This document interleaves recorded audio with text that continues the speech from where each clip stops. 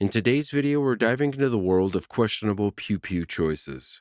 We're counting down 7 rifles that only a fool would consider picking up in the big 2025. Number 7. Winslow Rifles. One glance at a Winslow, and you'll immediately notice its over-the-top aesthetic. These rifles underwent a unique building process that gave them an almost absurdly deep, glossy sheen, and their stocks came in a variety of elaborate designs. Depending on the model, you could find everything from intricate basket weave carvings to lavish gold inlays, or even rare ivory on ebony accents that look like something straight out of a sci-fi movie. There's no doubt that the creators behind Winslow Rifles were skilled artisans, but all that artistic flair comes at a price, both literally and practically. These rifles are incredibly heavy, making them a terrible choice for anyone planning to trek through the woods for a hunting trip. And let's be honest, that reflective finish? It's more likely to alert game animals before you even get them in your sights. Sure, a high-end Winslow can fetch a hefty sum on the collector's market, but if you're looking for a hunting rifle that won't leave you heartbroken over a few scratches or dings, you'd be better off looking elsewhere. If you're a collector with deep pockets who wants a safe queen or a conversation piece, a Winslow might be up your alley. Otherwise, it's probably not worth the investment. Number 6. Ruger Model 44 Deerstalker. Right out of the gate, Ruger ran into problems, literally. The name Deerstalker was already claimed by Ithaca, so they had to rebrand it. That's the least of its issues, though. The real trouble starts with its gas system. If you run lead bullets through it, carbon buildup clogs the gas port, and suddenly your rifle is as useful as a paperweight unless you're constantly cleaning it. And it's not exactly ammo-friendly either. It only runs well with full-power jacketed 44 Magnum loads. Try anything weaker and you might as well be using a bolt action. The tubular magazine loves to trap grease and residue, and here's the kicker. You can't even fully disassemble it for proper cleaning. A rifle that throws a tantrum over maintenance and ammo is already pushing its luck. But the biggest deal breaker? The aluminum trigger housing. It's prone to cracking over time, and once that happens, you're out of luck. No easy fixes, no simple repairs. It's game over for your rifle. Some folks still try to modernize these old carbines, even turning them into strange tactical setups. And hey, I get the appeal from a collector's standpoint, but if you're after a reliable 44 Magnum rifle, this probably isn't the one you want to bet on. Unless you enjoy babysitting your firearm and stressing over potential breakages, you might want to steer clear of this one. With a decent scope, it's capable out to 100 yards, maybe more if you know what you're doing. The crossbolt safety is simple and effective, and there's no arguing with the satisfying power of a Magnum 44 rifle. But all the nostalgia in the world won't change the fact that this gun has some serious quirks.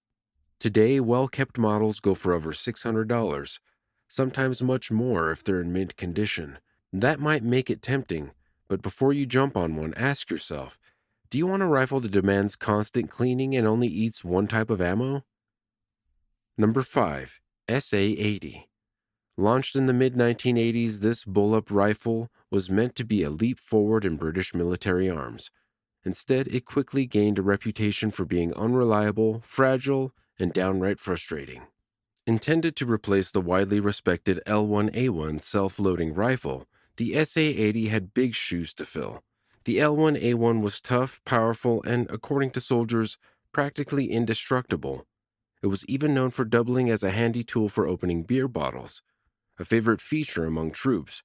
By contrast, the SA-80 turned out to be a logistical nightmare. From the start, the rifle suffered from constant malfunctions. The magazine release was so sensitive that it could drop unexpectedly, leaving soldiers in combat scrambling for their ammo. The aluminum magazine itself was prone to bending, leading to frequent jams. The top cover of the gas system was so flimsy that soldiers resorted to taping it shut. And if that wasn't enough, the trigger mechanism could accumulate dirt, preventing the rifle from firing altogether.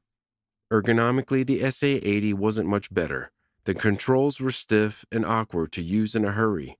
The safety catch, fire selector switch, and cocking handle all felt clunky and unresponsive, and despite being a relatively compact bullpup design, the rifle was still heavy.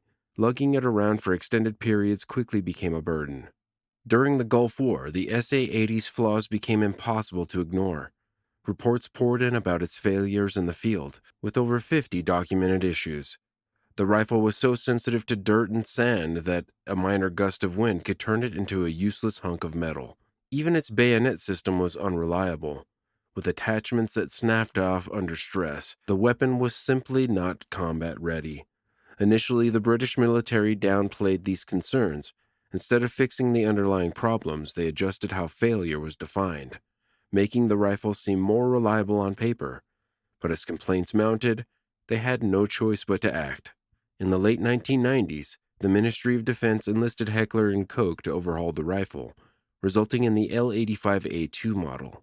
The upgrades significantly improved reliability, finally making the weapon serviceable. Later, the L85A3 model introduced further refinements, adding a floating barrel and updated attachments to modernize the rifle. Even with these fixes, many believe the SA-80 was never truly up to standard. Left-handed soldiers found it particularly frustrating, as the rifle's design made it nearly impossible to shoot from cover without exposing themselves. While the latest versions have addressed many of the original problems, the weapon still carries a stigma as one of the worst service rifles in history. Fortunately, the British Army is set to retire the SA-80 starting in 2025. Number 4. Winchester Model 100. This rifle has built a troubled past, particularly when it comes to safety concerns and maintenance demands. One of the most serious issues it had was a defective firing pin. In earlier models, this flaw caused unintended discharges during loading and unloading, which is not just inconvenient, but outright dangerous, especially in a group setting. While later versions supposedly addressed the issue, you should always verify if the fix was actually implemented on the specific model you're looking at. But safety concerns aren't the only downside. The Model 100 is also known for requiring consistent upkeep. If you don't stay on top of cleaning the gas system, it will eventually clog, leading to frustrating misfeeds and jams. To make matters worse, the extractors and ejectors tend to wear out over time, creating even more problems when it comes to smoothly ejecting spent cartridges. Imagine being in the middle of a hunt, only for your rifle to jam. Definitely not an ideal scenario. Accuracy was another well-documented problem. Number 3. Remington 700. Launched in the early 60s as an upgrade to Remington's earlier bolt-action designs, this rifle has been produced in nearly every caliber imaginable. It's a go-to for hunters and was reliable enough for the military to adopt variants like the M24 and M40 for sniper use across different branches. The rifle's action is solid, time-tested, and highly regarded. Sounds like a perfect choice, right? Well, there's a serious issue you need to know about. If you're looking at a Remington 700 that predates 2014, you might be dealing with a trigger defect that could lead to unintended discharges. And no, this isn't some online conspiracy theory. It's a documented issue that triggered lawsuits and a massive recall. The defect in question? The trigger could fire when the safety was turned off, even if the shooter didn't touch it. That's not something you want to find out the hard way. Millions of triggers had to be replaced. Some claim that only a tiny percentage of rifles had the problem, but that doesn't mean much when your gun fires without warning. People were hurt. Some even lost their lives. Despite all of this, Remington has never admitted that the original trigger design was flawed. The company faced enormous legal battles and financial turmoil over settlements tied to the lawsuits. It's unfortunate because, apart from the trigger issue, the Remington 700 is known for its accuracy, making it a favorite among law enforcement and military snipers. If you already own a pre-2014 model, I'm not saying you should toss it. Just make sure the problem has been fixed. With an estimated 7.8 million of these rifles in circulation, the backlash against the trigger issue has been massive. The settlement seems to be an attempt to salvage the rifle's legacy. Number 2. Savage Model 340. As far as features go, it's about as basic as it gets. The safety is a simple switch on the top, down for safe, up for fire. The trigger guard and bottom plate are stamped metal, just like you'd find in an old bolt-action shotgun. The magazine releases a small lever that takes a bit of effort to operate, and speaking of the magazine, it's nothing fancy either. It's a single stack design, and swapping it out isn't the smoothest process. If you take a look at the build quality, you'll quickly realize why this was considered a budget rifle. The bottom metal and trigger guard are just attached to the stock rather than being fitted into it, like you see on a higher-end firearm. It's a simple, no-frills design, and that carries over into the rest of the gun as well. Performance-wise, well, let's just say it's not winning any precision shooting competitions. I've tested it with a mix of old and new ammo, and while it's capable of decent accuracy with the right loads, it's nothing spectacular. Number 1. Century Arms C39V2. I challenge you, go ahead and type C39V2 issues into your search bar and watch as the horror stories flood in. Supposedly, there are even videos floating around of this thing outright exploding, though I haven't personally seen one yet.